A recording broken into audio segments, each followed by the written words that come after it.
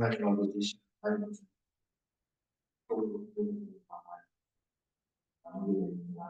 아무데 그 은혜를 주시고 나를 주시고 아멘. 우리 소그룹의 훈련에 이제 참 소그룹의 가장 중요한 것은 인원에 걸려서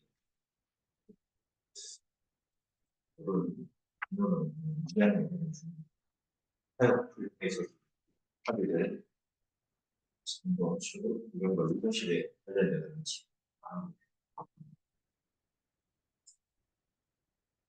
제일 중요한 거는 이제 그 교회에서 리더가 과연 어떤 위치에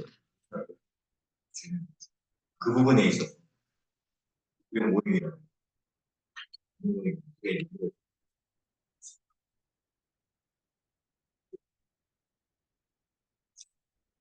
사역 훈련의 페이지를 보면 차례를 보게 되십니다. 친구 공부의 교육과 그다음에 리더십, 그다음에 3, 4, 5, 6반 성경 연구 대관 이런 큐티를 7가가 질문과 경청이라고 하는 부분은 우리들어서 경청과 질문할 것입니다. 알고 있습니다. 중요한 것은 이제 우리들의 가장 중요한 어떻게 필요한 잘 경청하느냐입니다.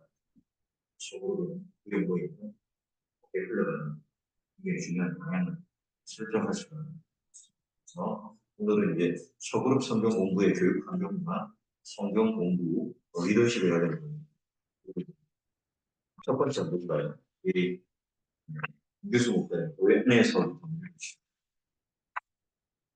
교회 안에서 평신도가 말씀을 배우며 서로 교제하는 환경으로 10명 내외의 소그룹이 가장 이상적이라는 이미 여러 가지 연구와 신뢰를 통해 입증되었다.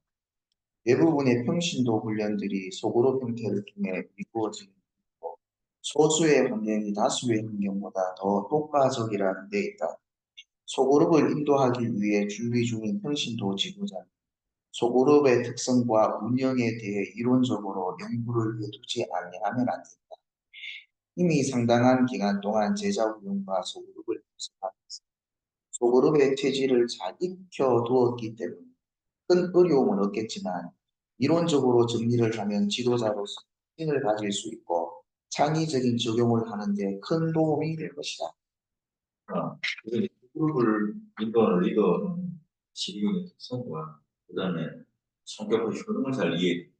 우리가 대부분의 교육자들이 성경 공부를 하면 티칭을 주고 가르침을 주는 게 아니라 현학적인 지금 훈련생들이 답을 자기가 이제 생각들을 내놓아서 인터랙션이 일어날 수 있도록 하는 게 소그룹의 목표예요. 만약에 이제 한 2시간 정도 또는 1시간 반 정도 해야 되겠다. 근데 그러면 포지션 자체를 이 같이 하는 훈련생들이 발표하고 답을 생각을 나눔을 할 수 있도록 그걸 인도해 주는 거예요. 자, 그래서 훈련생마다 이제 소그룹 경험이 다르겠죠. 몇번 사람도 있을 거예요. 그럼 이제 리더가 먼저 소그룹에 대한 생각과 방법론에 대한 이해가 없으면 제대로 이제 되지 않겠죠. 그런 측면에서 오늘 일과를 하게 됩니다. 자, 그러면 일과 우리 1번하고 1번을 우리 박연호 목사님 읽으시겠어요? 이 소그룹 환경을 신앙훈련에 가장 많이 활용한 선지자는 예수님입니다. 이것은 사복음서를 몇 권만 찾아보아도 금방 알 수 있는 사실이다. 예수님은 12명의 제자를 선택하시고 그들과 의사소통을 자유롭게 할 수 있는 교육 환경을 만들어 주셨다. 이걸 생각했다. 많은 인원을 하는 것도 효과가 있겠지만 10명, 그리고 8명에서 10명까지 예수님이 성경에 보면은 12명의 제자를 데리고 다녔다. 근데 그것이 소그룹의 핵심인데 인원수가 가장 이상적인 인원수고 소통을 할 수 있고 그 사람들과 이렇게 의견적 문제를 나눌 수 있는 숫자가 소그룹 숫자가 되지 않나. 그래서 예수님도 거기서 가장 잘 아셨으니까 12명을 데리고 다니십니다. 저는 소위 말하면 이제 예수님께서 제자들한테 읽은 거 답을 분장식의 그 훈련들을 많이 하죠. 그런 측면에서 소그룹을 할 때 제자들과 함께 의사소통을 하기 위해서. 그래서 우리가 만약에 10명이 넘어가거나 15명, 사람이 많아지면 질문을 한 사람씩만 하고 답을 해도 시간이 굉장히 많이 걸리고, 그건 이제 서로가 이제 소통이 잘 안 될 수 있겠죠. 가장 중요한 것은 우리가 이제 이게 같이 대화를 나누고 함께 나눌 수 있는, 소통할 수 있는 최소 인원을 가지고 있는 게 소그룹의 가장 큰 이유가 있고, 그리고 예수님께서 기회를 보여주셨죠. 자, 두 번째, 제자들은 홍 목사님이거든요. 제자들은 전혀 기대하지 못한 특별한 기도를 받을 수 있었다. 그 예를 앞에 보고 13장 34절 봤을 때 우리와 제자들과 이야기를 하시다가 우리가 떠난 후에 예수님께서 따로 제자들 하시 중요한 이야기.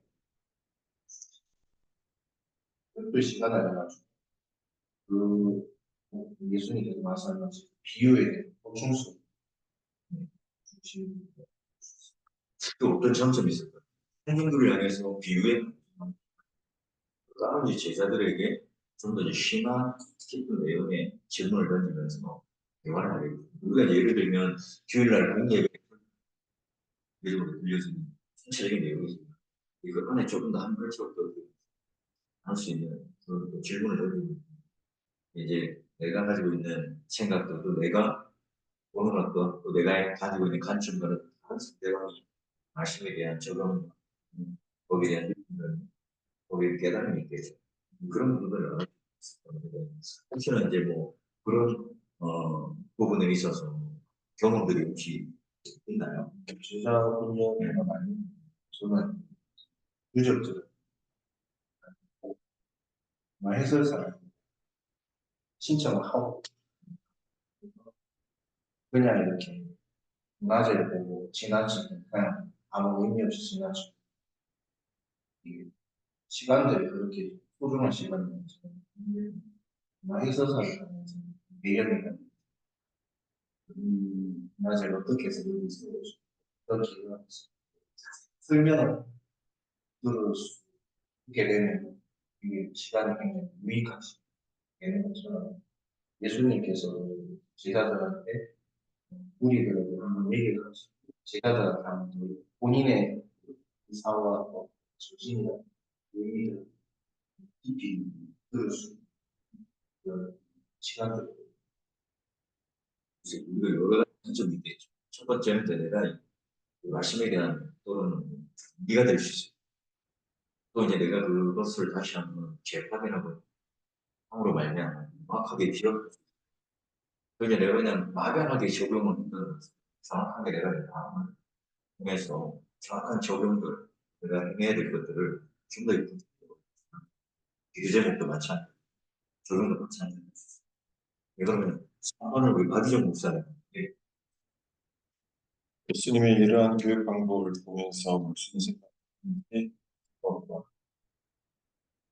근데 저는 이 답을 하기 전에 먼저 여쭈고 싶은 게 예수님의 이러한 교육 방법을 지금 이 소그룹 환경에 이, 이 모임과 바로 연결시키는 것에 대해서 솔직히 저는 바로 연결은 대부분의 것은 일단 먼저 그 부분을 다시 한번 더 언급을 좀 해주시면 좋겠습니다. 왜냐하면 여기 목사 그 이제 예수님께서 제자들과 나눔을 하셨다는데 물론 나눔에 그 대한 그 이야기가 성경에 많이 나오긴 있지만 한편으로는 이제 예수님께서 그 제자들의 그 나눔이라기보다는 직접적인 하나의 이 메시지의 선포가 더 많지 않았을까.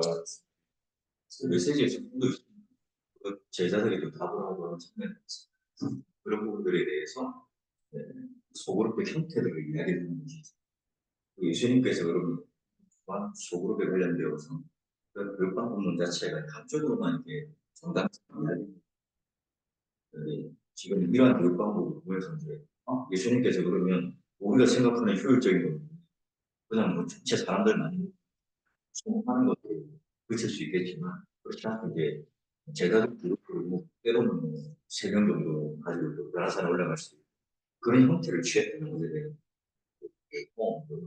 그런 형태를 지금 이런 걸 가지고 이제 지금 우리가 신학적인 문제를 우리가 정의를 만들어낸다는 그런 이런 형태를 통해서 이제 제자들과의 인터랙션을 바울도 마찬가지예요. 거기 가서 그러면 뭐 구체적인 얘기를 뭐 브리스겔라와 아굴라나 제자들 이런 사람들 어떤 데로 가라 어떻게든지까지는 성경에는 자세히 남아있지는 않습니다. 보여줘요.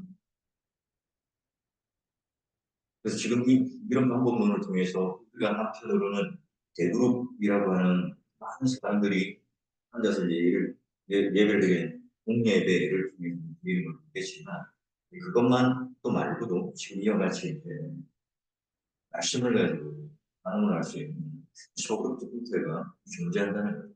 물론 이제 교회가 규모가 진짜 작거든 외치는 그러나 건강한 소그룹들이 교회 안에 많이 존재할수록 예, 뭐 일방적인 그룹만 있는 그런 예배라든지 이런 쪽에만 치우쳐 있는 것에서 벗어나서 말씀을 가지고 우리가 구성하고 나누는 걸 통해서 이걸 통해서 이제 나눔도 하지만 또 교정도 일어나고 또 서로의 공감도 일어나고 교회에 일어났습니다. 자, 두 번째 볼까요? 먼저 우리 목사님. 초대교회는 예수님의 모범을 따라 소그룹 중심 신앙을 성도의 일과 예루살렘 교회는 수천 명의 집회와 수명의 가정이 집결하고 고용합니다. 그 예를 들어 사도행전 6장 46절 필요한 부분들을 알아 대구로 말하는 가정을 위해서 그들이 필요한 부분들을 알게 되고 그런 부분들을 그런 것까지 일단 필요한 사람들에게 나눠주고 그런 일을 그래서 성전에서도 그렇고 그러나 또 집에서도 식탁들을 그냥 필요한 부분을 거기 필요를 채우고 그런 사실 이게 자연스럽게 그 성경에서 배경을 베드로의 설교라는 집에서 그 위에 이제 예수를 이렇게 의심을 하는 사람들의 그룹이 매일 저녁에는 보이면서 예천도 선생님께 병행되어서 다른 교회에서 다른 교회 형태에서 사도행전에도 보면 가사별로 우리 예를 들면 해당이 없는 지역에서 계속 이런 여러 가지 모임들이 있습니다. 두 번째, 그런 선생님. 학자들의 연구에 의하면 고린도 교회는 20개, 30개의 가정교회로 구성되어 있습니다. 가정교회의 분위기가 영적으로 줄어서 유익이 무엇이라고 생각합니다. 가정교회는 일단 접근성이 쉽기 때문에 성전에 가지 않아도 크게 모여서 이렇게 영적인 교제를 할 수 있고 그래서 좀 더 필요할 때 성전 가는 날을 기다리지 않아 필요할 때 같이 기도하고 어려운 부분이 보였을 때 나눠주면서 일상을 갖다가 같이 공부하며 살아갈 수 있는 그런 장점이고 영적으로도 함께 필요를 채워주고 서로 할 수 있는 부분이 장소에 국한되지 않는 그래서 목사님 그 시대에 고린도 교회에 있었어요. 초대교회 선교 이렇게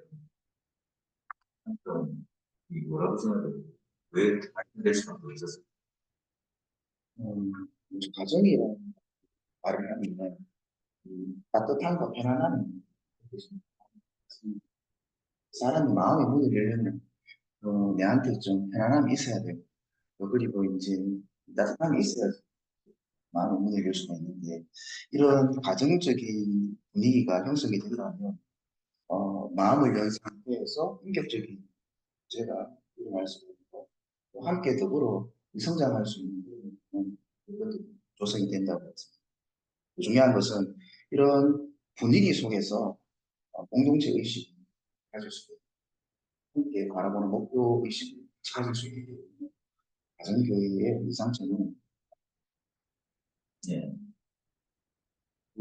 지금 이제 소그룹도 사실 가족의 형태로 저희가 교회 안에서 연대 의식을 참 의식을 형태라고 볼 수 있겠고, 그 다음 이제 세 번째가 보면 3번하고 1번은 한목사님 같은 것이 소그룹이 현대 교회에서 특별한 관심의 대상이 되는 이유에 대한 학자들의 설명은 세 가지로 정리되었습니다. 그리고 현대 교회가 새로워지려면 초대 교회 시대의 가정교회 형태로 복귀하지 아니하면 안 된다는 것이다. 당신도 여기에 동의하는가? 지금 현대 교회라고 하면 일단은 대형화, 물량주의, 그리고 이게 어떻게 보면 어, 이 성도 개개인에 대한 집중이라기보다는 성도 전체에 대한 숫자에 대한 어떤 아니겠나 싶습니다. 그러면 이제 여기 가정교회라고 했을 때 여기 가정이라는 이 단어 자체를 주목을 해야 된다고 생각합니다. 이 가정이라는 것은 그냥 이 소그룹이 아니라 어떻게 보면 가정이라는 정신이 담긴 교회다 이렇게 보아야 할 것인데 이 가정의 구성원은 가족입니다. 그래서 이 소그룹에 있는 이 구성원을 어떻게 가족으로 여길 수 있는가 하는 부분이 가장 중요한 하나의 접근 방법일 것인데 교회가 이 가정이 가정 속에서 내가 어느 가정에 속이 된다라는 것은 이 소속감적인 측면에서 그냥 당연히 어떤 집단의 구성원이 아니라 가족이라는 것은 이 끈끈함 자체가 완전히 질적으로 바뀌는 것입니다. 그 안에서의 그러니까 단순히 나눔이 아니라 그 가족으로서 말 그대로 삶을 살아가는 거죠. 그런 측면에서 이 가정교회라는 것은 이 형태가 아니라 가족이라는 그 정신이 담긴 그 교회라고 생각합니다. 그래서 너무 중요한 부분인 것 같습니다. 전인들이 되고 누구한테는 저희 그래서 이 가정에 관련돼서 특징이 이제 2번이거든.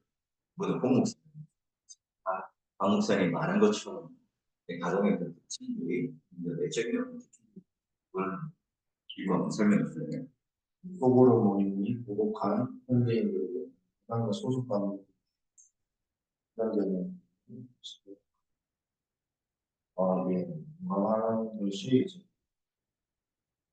정해진 날짜에 시간에 한번 얘기를 드리고 그냥 진심으로 예배를 드리고 가지만 그 이후에 이제 나눔이라는 제가 이런 연결되는 부분이 없어서 지나쳐 그래서 무관심에 대한 어떤 무심함이라는 섭섭함도 있을 수 있고 그리고 이제 거기 분 나눈 것 기도 제목 같은 거 늘 이제 같이 있으면서도 차 한잔 이야기하면서 마음 편히 이렇게 나올 수 있는 그런 환경을 저는 열어준다. 속으로 모이니 내가 소속 이 구역 모임이 이런 안정감을 소속감을 구역 있나요? 지금 교육 전문에 나오는 이런 소속감들이 제가 이제 자세하게 공주 한번 만약에 뭐 누구에게 발표할 수 있게 왕관이 운동 모임을 하려고 하고요. 이번에 좀 공동체 모임에 와달라고 좀 참여 그런 모임들을 하려고 하는 분들이 있다. 유수 목사님 사건을 통해서 어떻게 생각하는 해주시는 소그룹 모임은 서로 함께 배우고 함께 은혜를 나누고 함께 자랄 수 있는 탁월한 기능을 가지고 있기 때문에 현대 교회가 신앙교육을 위해 이런 환경을 만들어주는 것이 절대적으로 필요하다는 것이다. 당신은 어떻게 생각하는가? 우리 보통 말하기를 인간은 환경의 동물이라고 얘기했습니다. 어떤 글을 보니까 자녀를 사람답게 만드는 가장 환경이라고 계속 있었습니다. 그것을 교회에 적용을 한다면 이 힘을 닮은 제자들을 만드는 데는 환경적인 요소가 굉장히 중요하지 않을까라는 생각을 해봤고 가운데 하나가 소그룹 모임입니다. 소그룹의 또 장점은 나눔을 나눔 속에서 이 마음을 줄 수, 서로 의지할 수 있는 그런 울타리를 만들어갈 수 있어서 이 소그룹 환경은 함께 배우고 함께 나누고 함께 살아갈 수 있는 그런 좋은 그런 일이 되지 않는 우리가 이제 뭐 간단하게 소그룹에 대한 개괄적인 것 소그룹 관련되어서 이제 그 6가지 어떤 특징들 볼 텐데요. 4번부터 보게 되면 가지면 5가지가 절대적인 어떤 원칙이라기보다는 대략적인 철학이 이 철학을 많이 이해하고 있습니다. 여기 박희정 목사님 먼저 의견을 주시겠습니다. 소그룹에서는 그 분위기 때문에 소그룹 구성원이 정서적이나 영적으로 치료되는 경우가 많이 있다. 이러한 요인들을 치료 요소라고 하는데 대략 5가지 정도 정리해 볼 수 있다. 1번화라는 요소가 있다. 작은 모임에 나와 서로 마음을 털어놓다 보면 평소에 자기 혼자만 가지고 있는 문제라고 생각했던 다른 형제 자매에게도 있는 것을 발견하게 된다. 다시 말해서 한 배를 탄 사람이 많다는 사실을 알게 되는 것. 당신은 이러한 경험을 한 적이 없는가? 혹시 1번은 또는 신방간의 그런 게 있을 수 있고 어, 뭐 이제 목사님께서 희망하네라고 그런 말씀을 하셨는데 사실은 이제 한 사람이 목사인 한 개인도 인생이 있고 인생 속에서 살아온 여러 경험들 그리고 고난들 그리고 여러 꿈의 상황들을 맞이하게 됩니다. 그 희망 가운데 과거에 제가 겪었었던 그런 어떤 아픔이나 또한 기쁨 그런 어떤 그런 부분들을 이제 성도가 함께 토로할 때 함께 기뻐하고 나는 또 같이 슬퍼해 줄 수가 있는 어떤 공감이라는 형성이 되어지는 거죠.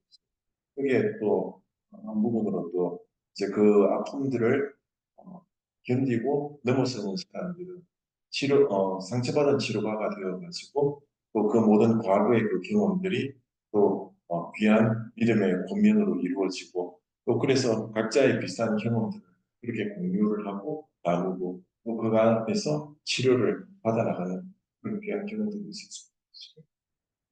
여기는 박희정 목사님 같은 비인급 위로를 받을 수 있는 이런 적인 요소도 있을 수 있는 이 중에 공병찬연의 아픔이라든가 그런 질병 상태에서 벗어난 그런 경우들을 소그룹 가운데서 내 마음을 통해서 확인할 수 있습니다.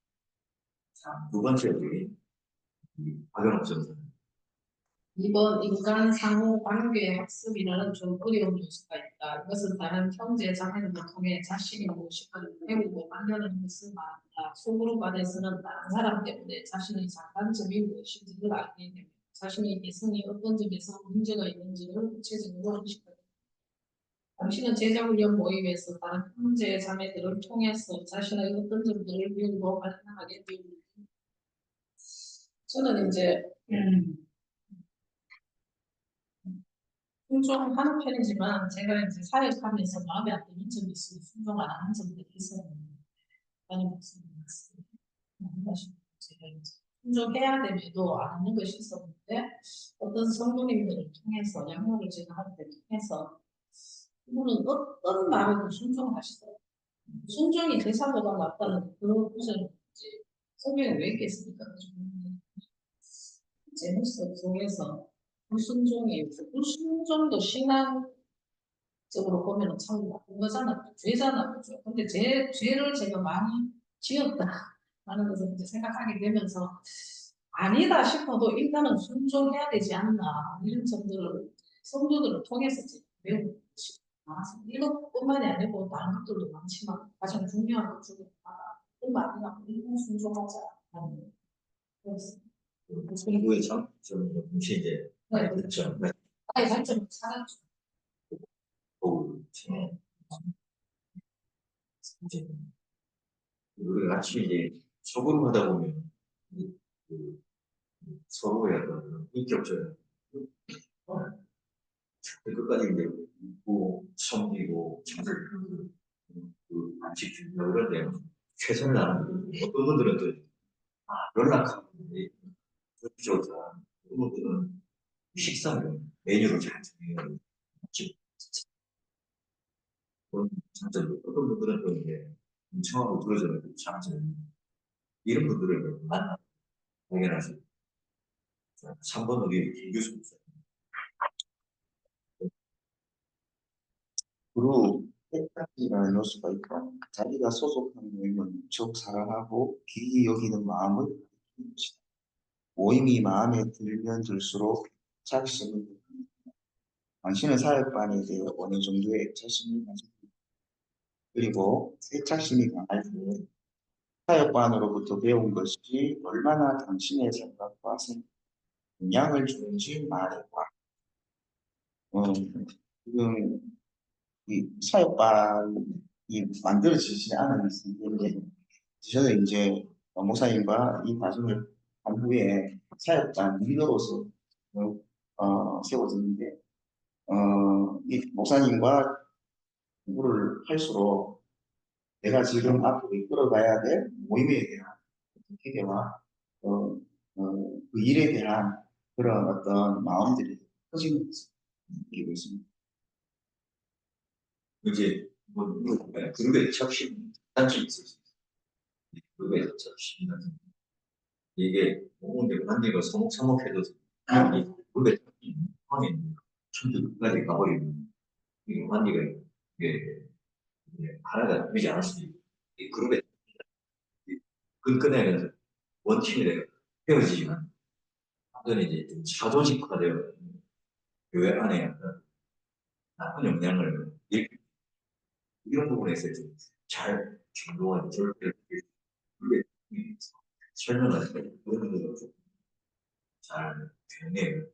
그게 이제 뭐 우리가 남이 나쁘게 돼가지고 하나의 어떤 또 다른 하나의 계획을 있어 그런 부분에 있어요. 그런 이제 그런 끈끈한 게 없으면 문제가 너무들이 과하게 그냥 다른 분들의 구역물이나 정대문이나 이런 거 제한된 모임이 무한 시간을 해칠 수가 있어요. 그 부분에 균형감 누르셔야 돼요. 네 번째, 우리 홍목사님. 5번. 모방이라는 요소를 다른 모임에서 영혼들의 거의 모든 것을 좋은 점을 갖고 형제자매는 자기도 모방하는 그의 자세, 신앙생활, 습관, 진리까지 하는 특히 좋은 인도자들과 모임에서 보고가 진이 사역하면서 다른 문제를 구조를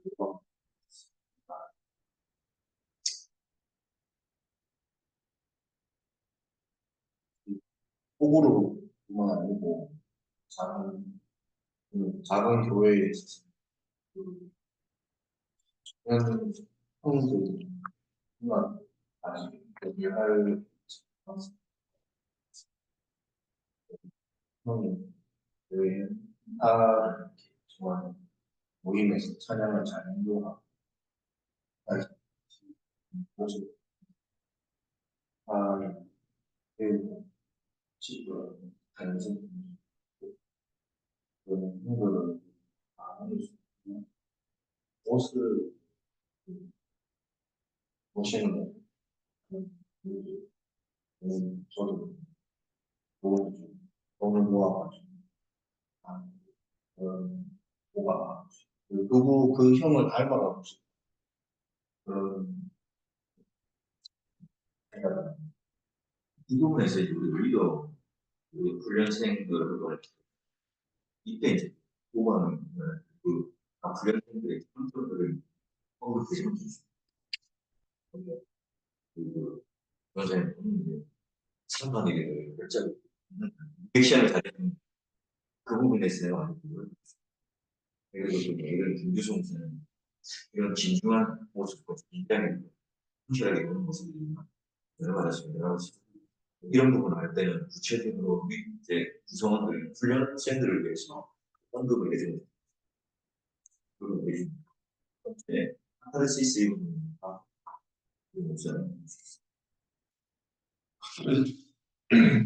카타르시스라는 말을 들어본 일이 있는가? 이건 역시 매우 중요한 치료 요소 가운데 하나라 할 수 있다. 감정을 확 풀어놓음으로써 정서적인 안정과 평온을 듣게 하는 현상을 말한다. 소그룹 모임은 감정을 쉽게 흡수할 수 있는 분위기를 잘 만들어준다. 그래서 마음속 깊이 덮어두었던 감정적인 것들을 털어놓을 수 있는 일이 하나다. 감정을 풀고 나면 누구든지 시원함을 맛볼 수 있다. 당신은 이런 경험을 한 적이 없는. 어, 이게 이제 이 한 개인을 둘러싼 이 관계가 여기저기에 막혀 있는 사람일 경우에 이것들이 굉장히 더 중요할 수가 있겠죠. 부부 관계라고 해도 부부끼리도 이야기할 수 있는 그런 어떤 이야기들을 이 소그룹을 통해서 이야기할 수 있는 공간 자체를 열어두게 되면 사실은 그 말 못해서 화병이 걸리는 것이기 때문에 그 안에서 자기가 쌓아두었던 이야기를 하게 되면 진짜 어떻게 보면 시원함, 카타르시스, 환희 이런 것들을 느낄 수가 있는데 또 한편으로는 이런 부분에서 유대자는 굉장히 잘 조절을 해야 되는 이 소그룹 안에서 이 카타르시스를 한번 맛보고 난 다음에 이것은 또한 마약처럼 이 쏟아내는 것에 이게 여기에도 중독이 될 수 있는 부분이기 때문에 이 사실 우리가 이 소그룹에서 이야기를 나눔이라는 것 자체가 단지 쏟아내는 것이 목적이 아니라 안에서 어떻게 치료하고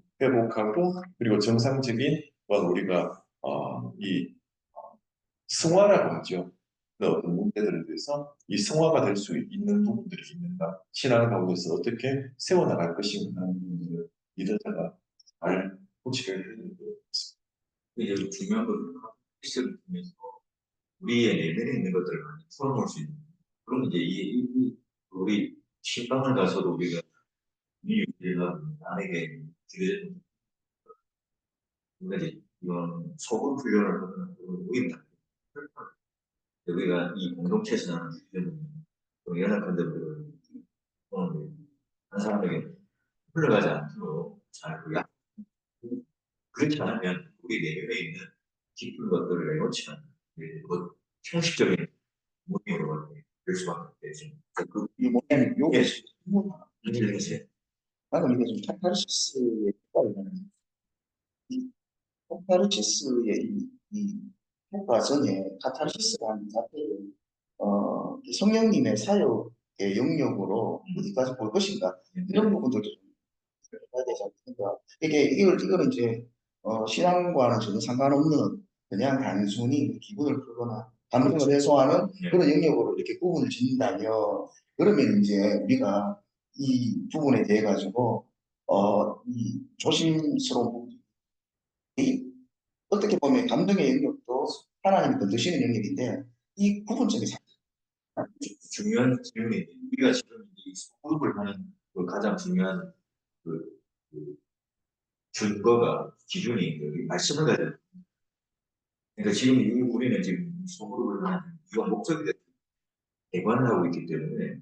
실제로 할 때는 이제 말씀을 가지고 그러면 이 카타르시스 자체가 그냥 앞뒤가 없는 그런 그 감정적 표출과 함께 그런 카타르시스를 말씀에 근거되어 있어야 네, 적용을 하고 말씀에 대한 적용을 통하여 함께 공감하고 그걸 통하여 우리가 변화되는 속에 내재되게 또는 내 전공들이나 혈단이나 각오들을 하는 것에 대한 카타르시스를 말하는 그냥 이제 뭐 밑도 끝도 없이 내가 하고 있는 감정의 어떤 그런 것을 이제 독재 속에서도 근데 그래서 이제 그 인도할 때 그들이 자꾸 경계를 이제 말씀의 경계와 오늘 그 배우는 그 내용의 경계들을 잘 적용 잘 해요. 말씀의 어떤 그 태도의 안에서 지금 이제 이 부분을 말씀을 가지고 이제 일단 결과는 아니고 범위가 어디까지 애매한 부분 지금 말씀을 가지고 이제 좀 하는 부분을 통해서 자 그러면 뒤에 들어오면 호급의 유익을 네, 김규 목사님 부분을 한번 읽어주시고 그다음에 오늘 목사는 홍 목사님 한번 읽어주시고 소그룹의 유익이 있는 관계 1대1을 포함하여는 소그룹의 환경 안에서 최선의 결과를 가져온다. 소그룹 사역을 통해 사람들을 사귀게 하는 것은 교회가 해도 되고 안 해도 되는 그런 선택 사안이 아니다. 소그룹 자체가 가장 작은 교회인 것을 알아야 한다. 이런 사귐이 없이는 사람들이 단지 교회에 출석하는 것이지 참여하는 것은 아니다. 하나님의 뜻에 따라 서로 사랑할 때 소그룹의 구성원들은 그리스도께서 약속하신 생명을 가장 깊이 체험할 것이다. 이 사랑은 혁신적으로 사람들을 변화시키며 그 능력을 나타낸다. 이런 영적인 성숙을 의도적으로 이루어내지 않는 그룹이 있다면 그들은 그리스도인들이 모여있는 그룹일 뿐 성공적인 소그룹은 아니다. 소그룹이란 그 자리에 모인 사람들 사이에 인격적인 상호 자리를 들어갈 수 있는 그 그러기 위해서는 개인이 실종되지 않는 범위 내에서 모일 수 있어야 합니다.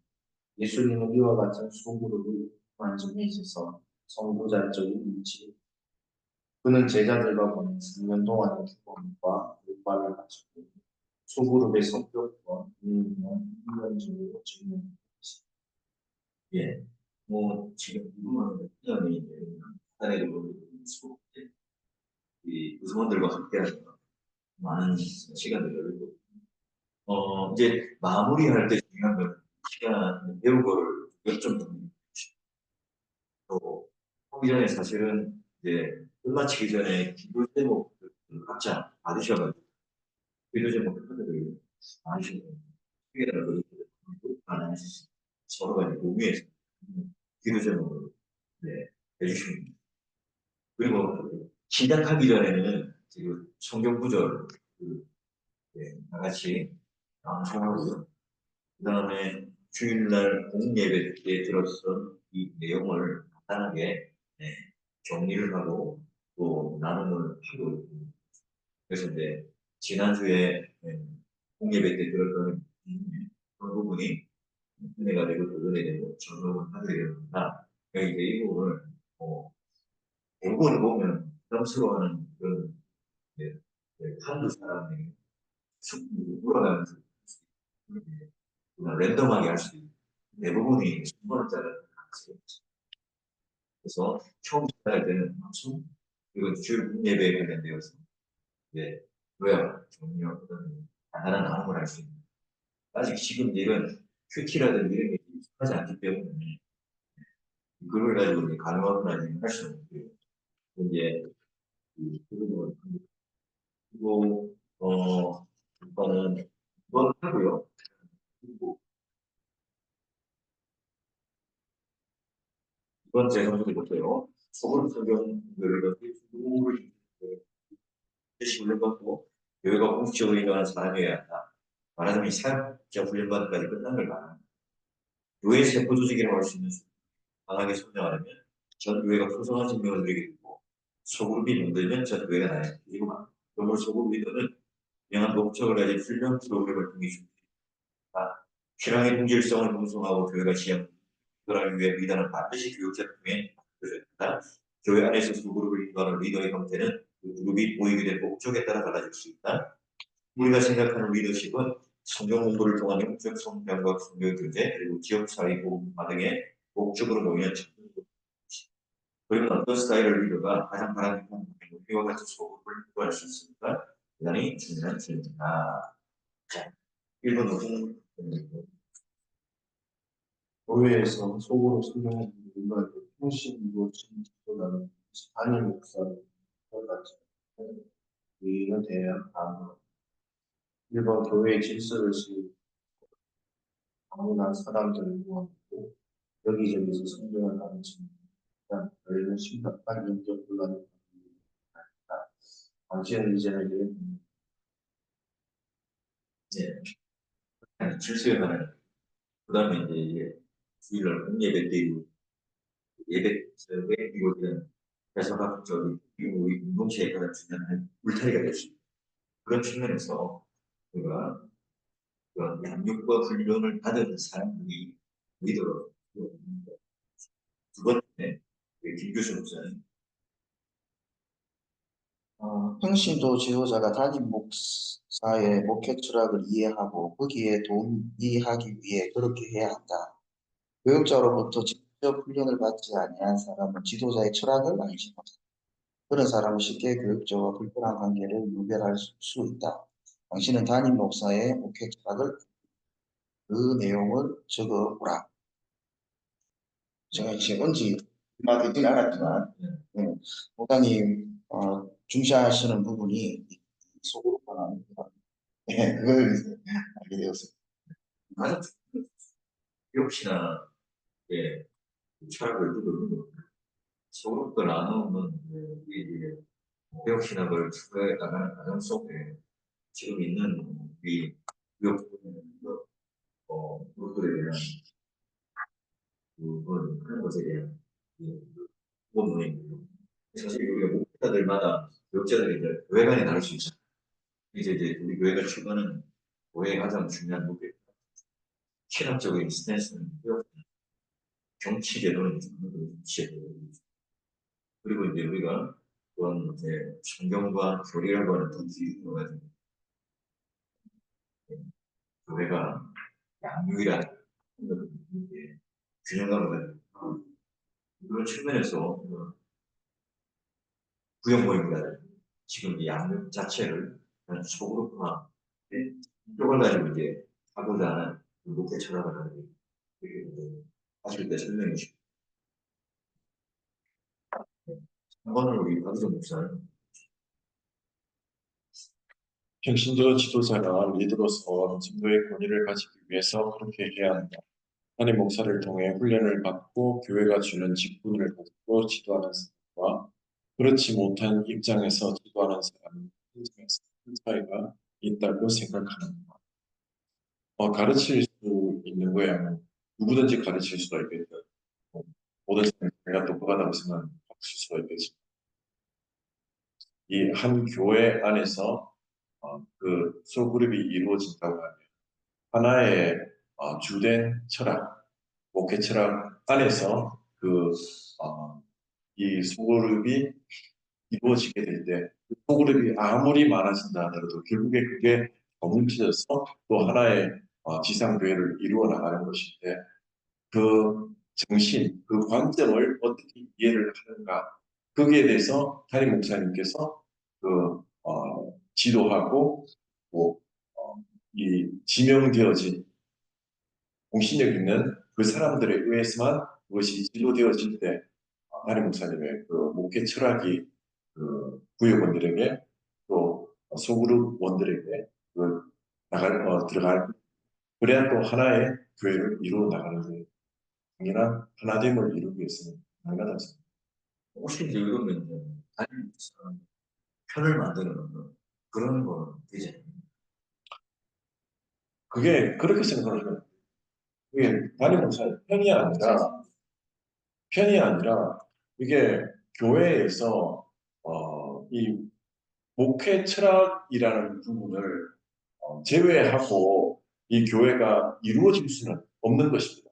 그 목회 철학은 단순히 담임 목사님의 그 생각이 아니라 그 목회 철학은 이 당회에서 함께 논의되어져야 되고 그 당회에서 인정받아진 그 교회 운영의 원리라고 생각을 할 수가 있는데 그 교회의 그 운영 원리가 하나됨 가운데서 이 소그룹 또한 그 안에서 이루어져야 되는 것이죠.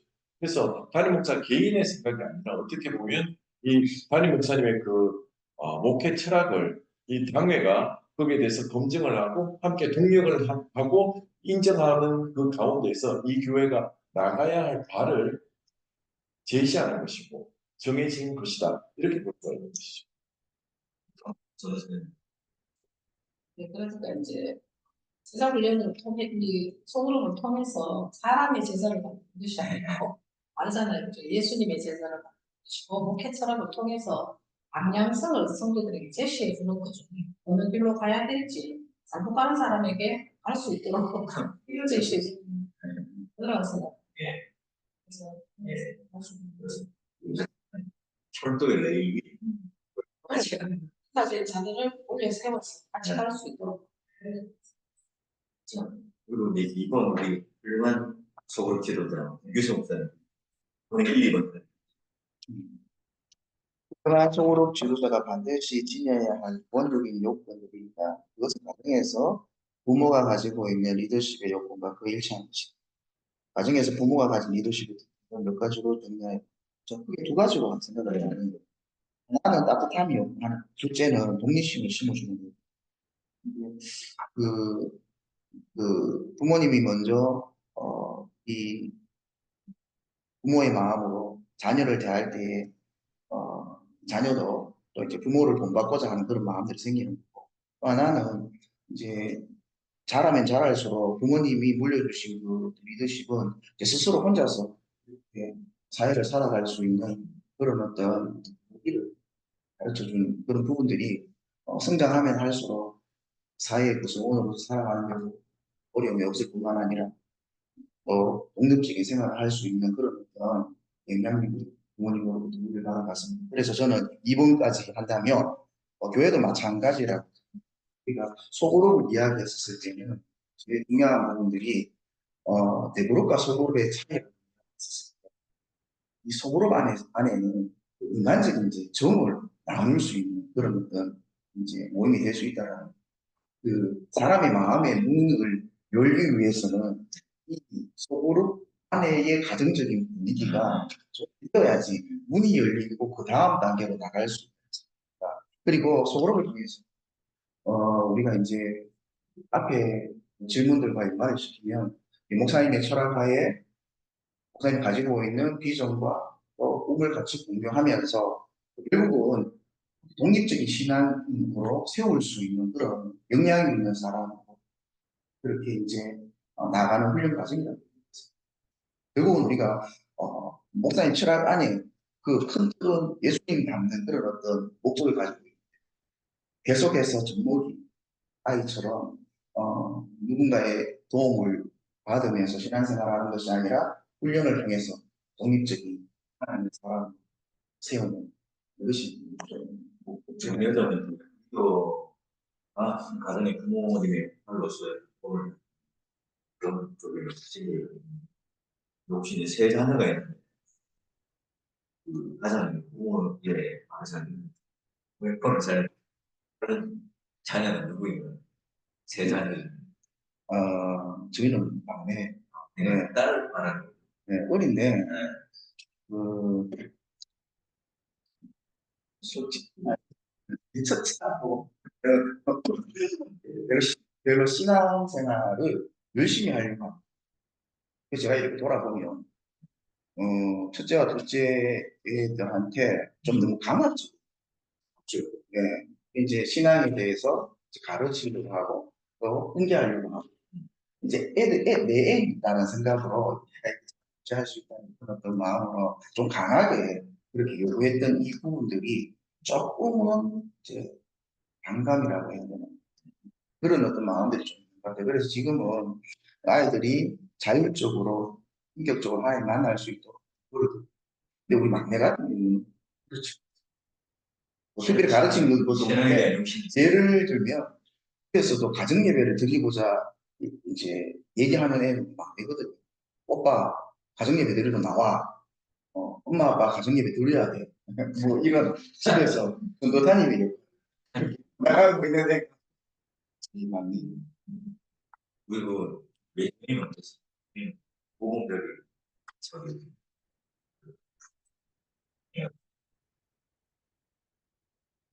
예전에는 어릴 때부터 표현을 했습니다.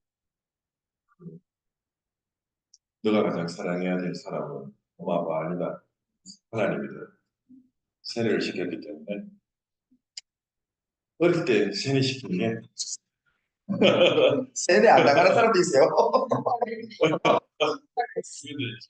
계속해서 그 부분에 대해서는 우리가 계속 점검을 하게 되는 사실은 세뇌라기보다는 계속 이야기를 하면서 자기 전에 항상 기도해주고 재우고 그리고 네가 이 땅에서 살아야 되는 이유가 뭐냐고 그걸 무엇이냐고 생각하느냐 제가 이야기를 듣고 또 아빠의 생각 이야기해주고 그렇게 하다 보니까 예준이 같은 경우에는 뭐 나중에 어떻게 될지 모르겠는데 지금까지는 별 무리 없이 예배에 대해서는 잘 따라오는 것 같습니다. 우리가 이제 그 리더 우리가 하는 애들은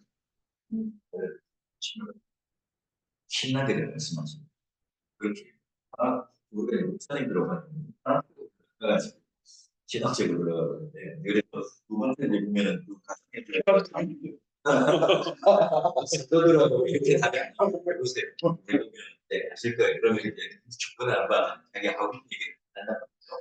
네. 자, 그러면 이제 리더가 부모와 비슷해야 된다는 의미는 결국은 이제 내리 사랑하는 가져야 되고 코치나 선생님과는 나는 전인격으로 그러니까 모시고 훈련생들을 이렇게 세 번째는 이제 홍무생 일반적으로 우리가 모형 것이고 이들이 학생들이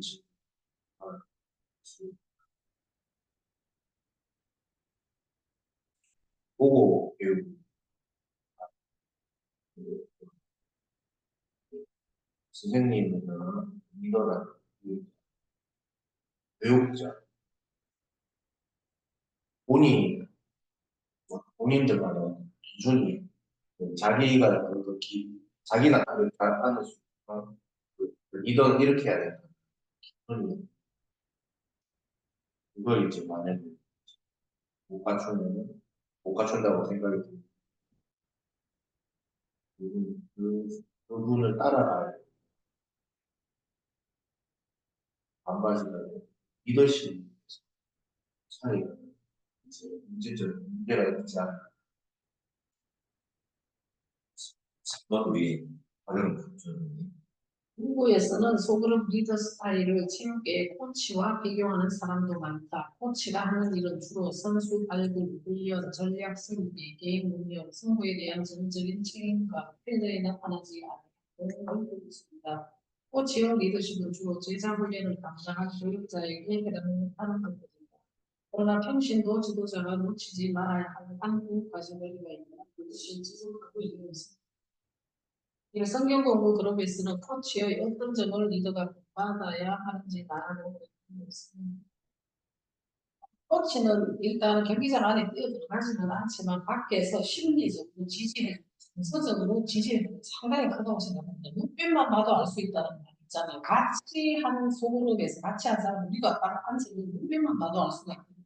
그 사람이 오늘 아프구나, 그 사람 오늘 힘들구나, 기쁘구나, 눈빛만 봐도 알 수 있듯이 코치의 역할이 그 역할입니다. 심리적 지지, 정서적 지지가 상당히 우리가 뭐 물리적인 것보다 더 중요하다고 저는 생각합니다. 정서적이고 심리적이고 지지해주고 밀어주면서 잘할 수 있는 영적 에너지를 공급하는 사람이 코치라고 생각합니다. 그렇기 때문에 우리가 정서적으로 심리적으로 영적으로 지지를 해주다 보면 그 사람은 에너지가 공급이 돼요. 이게 그리고 그 사람을 통해서 이제 기도 제목으로 가면 기도해주고 있다라는 말만 들어도 힘이 나요. 그 사람이. 우리가 뭐 선물을 주지 않아, 돈을 주지 않아도 집사님 위해 제가 기도하고 있습니다. 그게 설사 새벽마다 기도 못 하더라도 그 사람에게 상당한 에너지가 공급돼서 너무 감사합니다. 그래서 제가 또 기도하게 되고 서로 이제 이렇게 저렇게 에너지를 주고 받으면서 소통하면서 영적인 교감이 이루어지면서 서로가 감사하게 되고 또 서로 이제 고마워하게 되고 그러다 보면 이 소그룹이 이것이 서서히 이제 전달되다 보면은 분위기가 확 업이 되면서 끈끈한 영적인 그런 것들을 제가 이제 보고 제가 많이 했는데 하면서 개인적으로 상당히 많이 했습니다. 네, 그래서 이론으로 문제 프로그램 성경 공부 리더는 벤치에서 사인만 보내고 그분에 참석한 사람들은 선수처럼 경기장에서 뛰어야 한다면 이것이 실제로 어떻게 그러듯이 말하나. 코치는 실제로 경기장에 들어가지 않지만 스스로 할 수 있도록 자생력을 길러주고 믿음의 근육을 키워주는 역할을 하는 것입니다. 물론 기도해야 되겠죠. 기도가 제일 베이스에 있고 그 사람을 지지해버려요. 정서적으로. 내가 너를 생각하고 있다, 기도하고 있다. 그것을 심리적으로 계속 이렇게 교감하다 보면 이 사람이 어느 순간에 나를 신뢰하고 양육자를 신뢰하고 교육하는 사람을 신뢰하게 되면서 뭐 끊을 수가 없어요. 그 정도로까지 가족 이상의 근건한 걸 제가 느꼈습니다. 우리 부모는 할 수 없는 거. 우리 부모는 예수를 믿지 않지만 그 사람은 나를 위해 기도해주고 나는 그 사람을 위해 기도해주고 서로 이렇게 영적 교감이 되면서 내가 집사님을 믿고 있습니다. 지금은 교회 어려워서 못 나오지만 집사님 올 걸 믿습니다. 믿어줌으로써 그 사람이 행동하게끔 하는 그런 걸 제가 많이 느꼈거든요. 그래서 심리적으로 지지해주고 정서적으로 지지해줄 때 그 사람이 힘을 얻고 다시금 교회에 나오는 경우를 제가 상당히 제가 이제 사역하다가 보니까 양육하면서 신앙이 진짜 약했는데 변호사님 덕분에 힘을 얻게 됐습니다. 다시 나오게 됐습니다. 무당운동하고 사역하고 끝까지 하는 것을 보고 너무 이제 마음이 깊고 그리고 되게 바람이 됐어요. 그래서 이제 코치는 경기장에 들어가지 않지만 내가 너를 믿는다. 믿어줌으로써 그 사람이 진짜 건강한 신앙인으로 세워져 가는 경우를 예수로 많이 봤고 상당히 중요하다고 생각합니다. 3번을 볼까요? 소그룹에서 리더가 자기혼자 말하게 되고 내 설교자 소그룹에서는 어떻게 내적인 발생합니다. 유통적으로 이게 학교 수업으로 좀 하면 대부분 같은 경우는 그냥 교실에서 듣는 수업, 이제 수업을 통해서도 그 지식이라든지 배움의 어떤 이게 궁금하지만 속으로는 프라이빗 레슨 같은 그런 개념이라고 생각합니다. 각자의 그 어떤 수준과 상황과 환경에 맞추어서 리더자가 개인적인 영역에 있어서 사람을 세워가는 그런 부분적인 요소들이 한다 생각을 해보았습니다.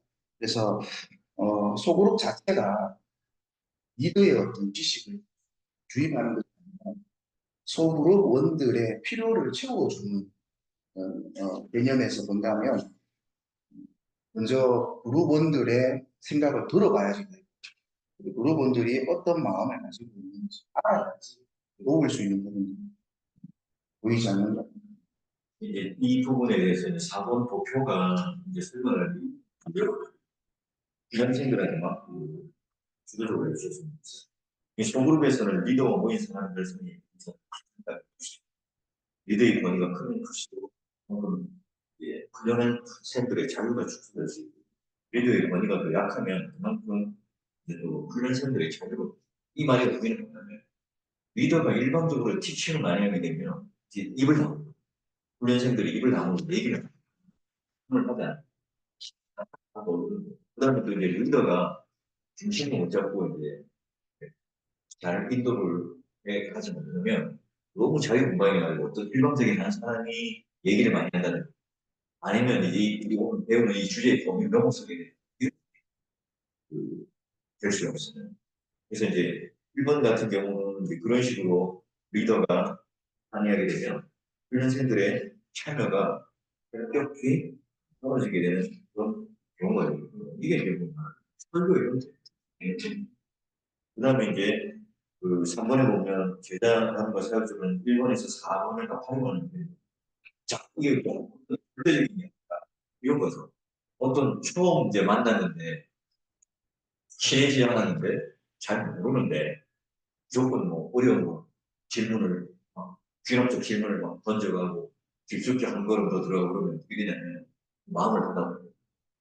처음에는 조금 이제 리더 역할을 설명을 하고 편안하게 이제 대답을 할 수 있는 지금 리더가 나를 괴롭히는 게 아니라 진짜 같이 이제 도와주고 이제 스포해주려고 하니까 여러분의 신뢰를 얻는 이 과정들이 필요해요.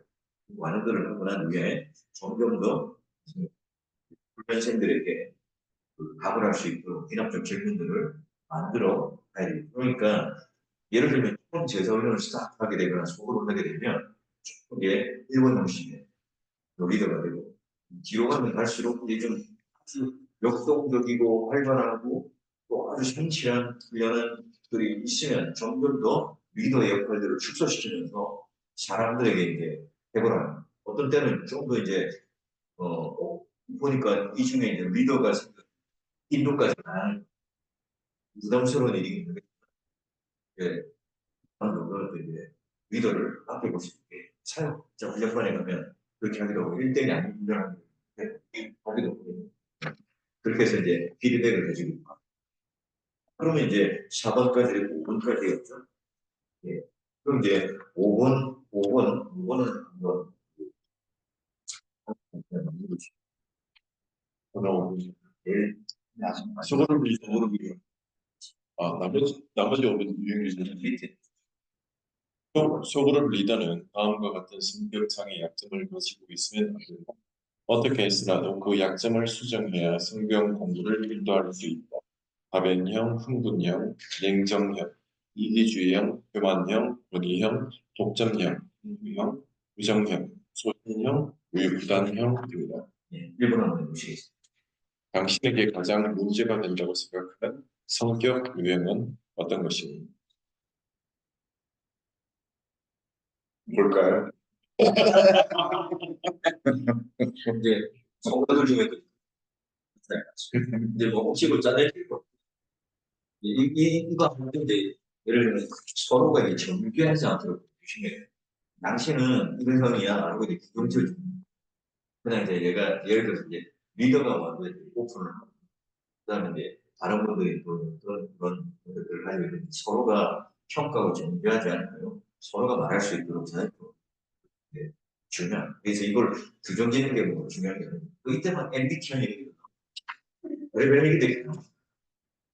그러니까 이제 그렇게 하면 누군 훈련을 받으면서 성격상의 결함을 없지만 사실 이거는 제자훈련을 1년하고 사학교훈련반을 1년 가까이 하고 지금 우리가 2년 가까이 온 상황이 있으시고 이게 이제 지금 두 번 정도 하고 이렇게 하기는 힘들거든요. 그냥 뭐 자연스럽게 넘어가시면 돼요. 세 번째도 아직 여기 있는가? 이 부분도 설명을 예, 마찬가지입니다. 이 질문은 앞서서 이제 여러분 오랫동안 2년 동안 같이 팀워크를 사역 훈련반을 같이 왔는데 상황이 이런 상황이 되었을 때 나는 질문이 있어요. 이게 뭐 이런 질문 여기 있어. 네, 그렇게 보시면 되겠고요. 자, 뭐가 더 리더라면 점을 보시면 되겠고, 성경과 신학적 성경의 무게가는 여기는 이제 우리가 중고를 하십니다. 다른 목사님 좀 어렵습니다. 물론 그러시죠. 그리고 장윤이 저는 일단 뭐 네, 선생님은 네, 시간을 합쳐서 다음 주 목요일에 가는데 자 보시면 이제 우리 마지막으로 정예비도 정예비 네, 그리고 이걸 가지고 구역 예배를 치는 정예비를 한다 치면 저희 집안 함께 하게 이걸 이제 유튜브로 틀어놔 그래서 같이 한번 불러요. 그래서 이제 악보를 이제 상품에다 올리면 상품에다 올리면 단체 속에 가정이 있는 하나가 뽑아 상품에다가 상품 올리고 유튜브를 풀어서 나를 뭐 불러봅니다. 예. 그러면 이제 그 부분에 부담이 없겠죠. 찬송가를 뭐 따로 이제 하시려고 해도 아니면 오늘 그 불렀던 결단의 기도를 가지고 이제 틀어주면서 같이 부르고 그러면 찬양을 한번 부르고 나면 그렇게 그냥 기도를 되고요. 그리고 기도 짧게 부르고 그다음에 뭐 하냐면 예. 뭐 그다음에 좀 하게 되면 뭐 기도라든지 뭐 신앙 고백을 해요. 그 다음에 하고 나서 그게 이제 아이스 브레이크 인생 그 다음에 이제 세상 밖에서 성경 속으로인데요. 이거를 이렇게 홍 목사님 한번 읽어보세요. 우리는 마치 우리는 마치 고백을 하는 친구 약간 좀 하나님의 말씀과 말씀을 믿습니다. 때로는 인기 어려워 무수를 지고 그러나 포기하지 않으신 하나님께서 늘 진정한 웃음을 하시고 그 귀한 언약의 자리에 초대해 주십니다. 신자로서 일하는 은혜 가운데 하나님을 잘 보내십니다. 네, 잘 보겠습니다. 말해주시죠. 잘 보내주십니다. 굉장히 해외를 저는 페이스 필요하죠. 우선도 우리가 물어봅니다. 자, 우리가 이제 그러면 고배를 담은 즐기기 시간 성경의 결성을 가지고 살아가는데 뭐 학교 다니면 힘들거나 뭐 없어서 하고 물어본다든지 그러면 이제 돈이 부족해. 뭐 이런 이제 얘기가 이제 나올 겁니다. 그럼 이걸 가지고 지난주 이제 말씀을 가지고 한 주 살았던 것을 잠시 나누 말씀의 육수를 모르거든. 창세기 18장을 이제 같이 이제 성경책을 같이 보내놓고 간단하게 이걸 가지고 아버지나 또는 구역 리더가 또는 여러분이 이제 구역 그 모임을 예배 가면 창세기를 보면 이제 이렇게 이걸 가지고 이런 내용으로 스케치를 간단하게 해서 이런 내용이 있습니다. 이 18장은 이렇게 되어 있습니다. 이 보통 이제 그냥 성경에 동글뱅이 나눠져 주세요. 그래서 전체적인 숲으로 예, 그리고 나서 이제 뭐 좀 더 이제 설명할 수 있으면 이제 이런 할례 언약이 왜 그런 이쪽에 들어가고 있는지 그리고 하나님의 그런 소돔에 관련된 내용이 약속들 왜 내용이 있는지 뭐 이런 것들에 대한 내용을 좀 더 설명해 줄 수 있으면 하고 간단하게 스케치 그 다음에 나무를 살피며 하는데 이것도 이제 귀납적 질문을 던졌죠. 우리 박은옥 전사님은 첫 번째 질문 보시고 해보고 넘어가면 왜 하나님께서는 아브라함에게 소돔성을 심판하는 계획을 미리 알려주셨을까? 누가 고모라의 죄악을 어떤 문제를 알고 있었을까?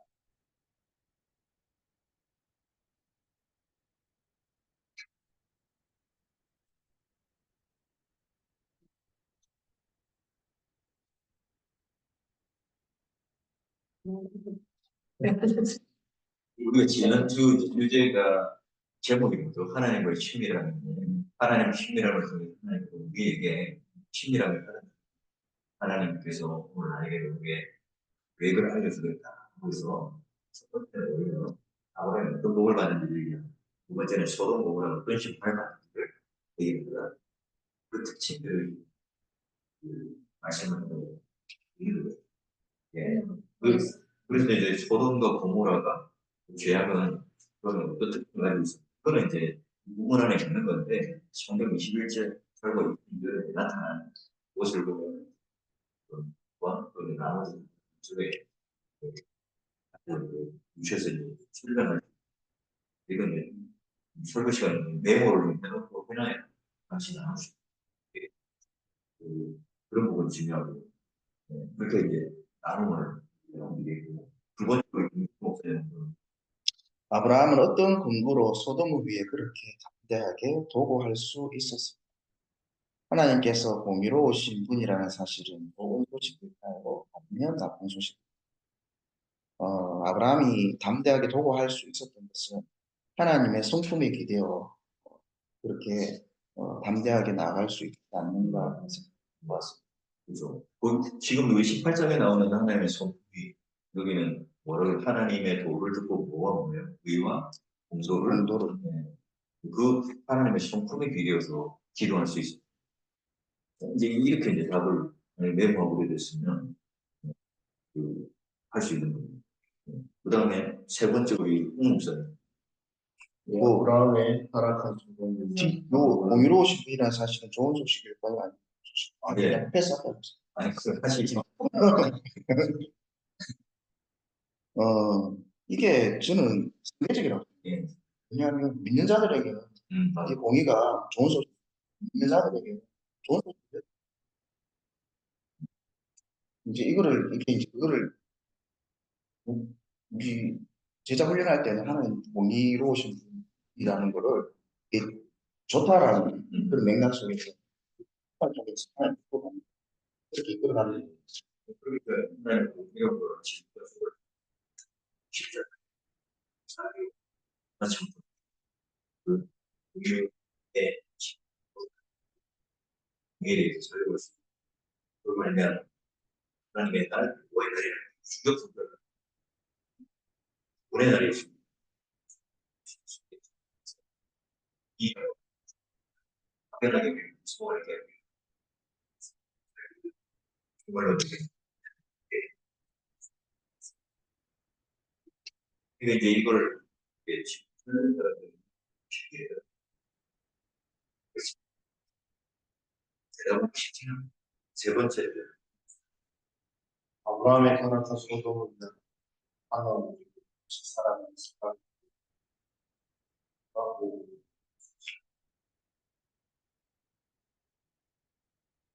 하나님 위로우시고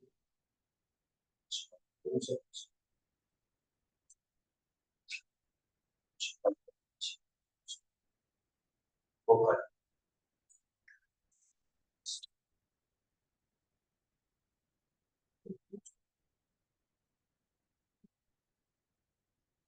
힘입어서 그것을 하나님 하나님 자비롭고 위로우신 하나님 용서해달라고 기도해요. 아브라함도 지금 그 소돔과 고모라를 위해서 기도하는 당연하게 이렇게 죄악된 도시를 보내요. 여기 숫자 가지고 노름을 하는 것이 그 하나님의 의가 실현되게 하지만 그 안에 의인과 악인이 비판받는 것에 대한 불편함을 하나님께 호소하면서 긍휼과 자비를 하나님께서 의인을 심판해 줘야 되는 게 아니니까 라고 이제 상황하고 있는 거죠. 또 우리가 이제 그런 거 설명해 주시면 그 다음에 뒤에 스테미 열매가 나오는 글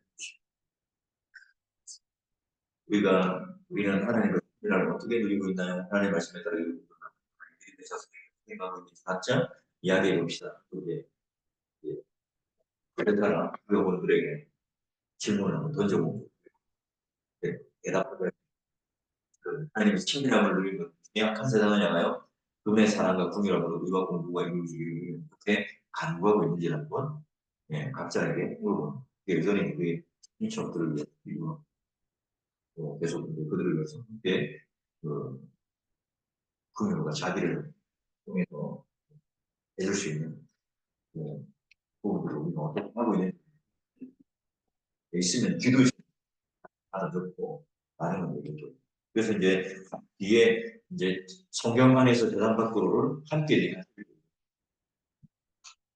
아니면 누구에게 이제 읽혀도 되고 내가 읽어도 되고 그러고 나서 이게 함께 기도하기도 저 이거부터 나오까지 기도제는 불러주고 함께 통성을 기도하고 그거 마무리하고 마치면 이게 이런 식으로 마무리 해주시는 이게 제가 그 예배지가 뭐 그건 이제 다음 달 셋째 주일에 된 가정 예배지 뭐 이렇게 프로젝트 해오시면 그거 가지고 이제 또 하는 분들 같이 병행해서 하는 거고요. 오늘 여기까지 하고 김규수 목사님 이거 하고 네 바꿀까요? 종료를 하나님, 우리 사역자들이 하나님 목사님과 함께 먼저 이렇게 준비를 하며 또 속으로 훈련에 대한 꿈과 비전을 가지게 하시면서 하나님, 저희가 잘 준비해서 우리에게 맡겨진 공동 식구들에게 예수님의 마음을 잘 전달할 수 있도록 도와주시고 또 함께 꿈을 꾸고 한 방향을 바라보며 목표와 표대를 향해 달려갈 때 하나님이 이루시는 부흥과 하나님이 이루시는 역사 함께 경험하며 감사할 수 있는 그런 은혜를 강구하며 잘 달려갈 수 있도록 축복하여 주시고 나 만날 날까지 그리스도 안에서 살게 하시고 또 하나님 앞에서 살게 하시며 예수 잘 와서 다음 시간에는 더 풍성하고 아름다운 교제의 열매를 맺을 수 있도록 축복하옵소서. 모든 사역자들 축복합니다. 예수님 이름으로 기도합니다.